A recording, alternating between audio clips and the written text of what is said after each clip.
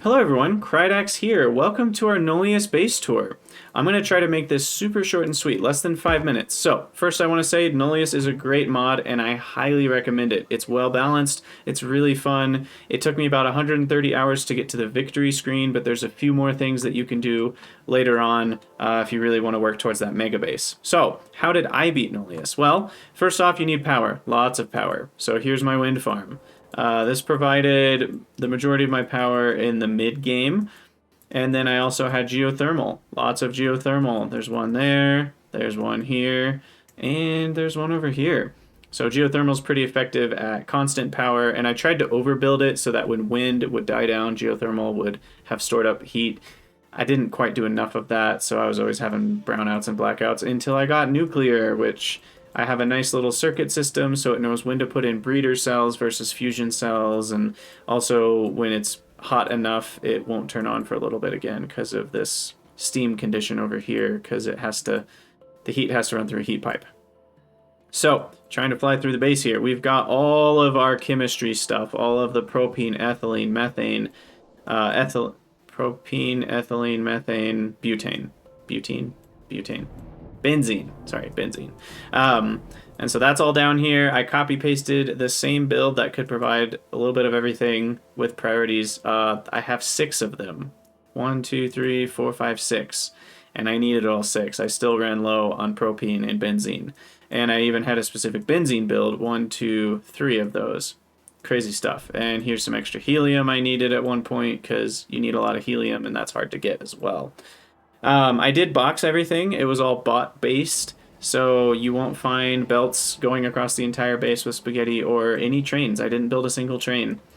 You have to do a lot of chlorine disposal and steps. You kind of have to make sure you have enough hydrogen chloride, hydrochloric acid, and calcium chloride, but you also need to be able to get rid of excess of all of those things.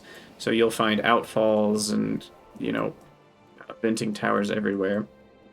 You need a lot of chlorine generation, so that's what this all is.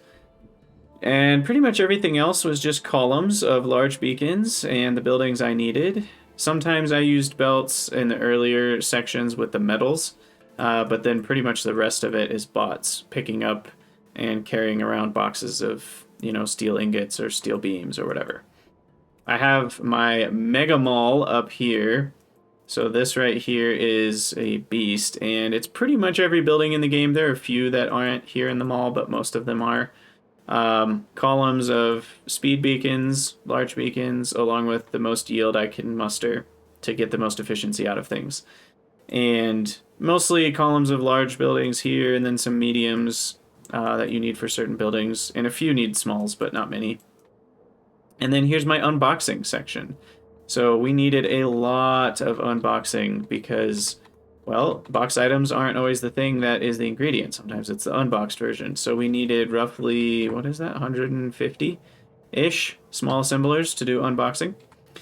And then we had, a big section of grid batteries that really ended up not doing much in the late game. I had 1, 2, 3, 4, 5, 7, 8, 9, 10, 11 silos launching rockets for astroscience. And what else is of note? We had lots of nano fabricators. This whole column here is nano fabricators. This is all nano fabricators. This is nano fabricators. Over here we have just a massive column for graphene, and same thing for monocrystalline silicon. So anywhere where we needed nano fabricators, we needed a lot of them. And this was our modules.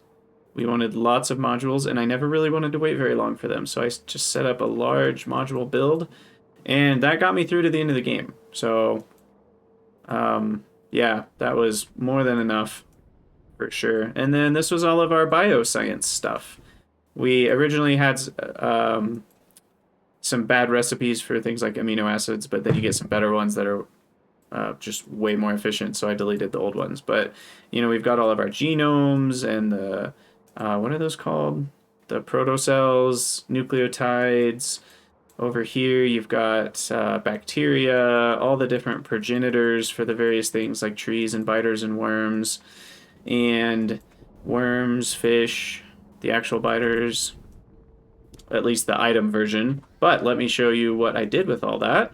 Well, you have your launching station with all of your artillery. You use the remotes and you target the world with all of your terraforming. And so I'll end with some nice little pictures of algae and fish and trees, because that's what we accomplished. And over here is Biter Island, where I was able to land at least 50 biter nests. But they're stuck on an island, so they can't get to me. And the Factorio engineer that lands on this planet will be thankful that I, the android, who sent 10 other androids to other planets to seed even more, they'll be thankful that I put the biters in an island, I'm sure.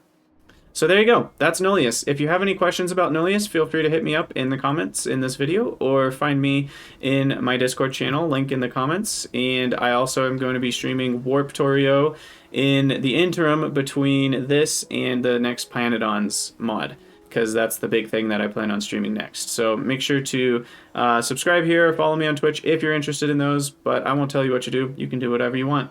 Have a great day, everyone.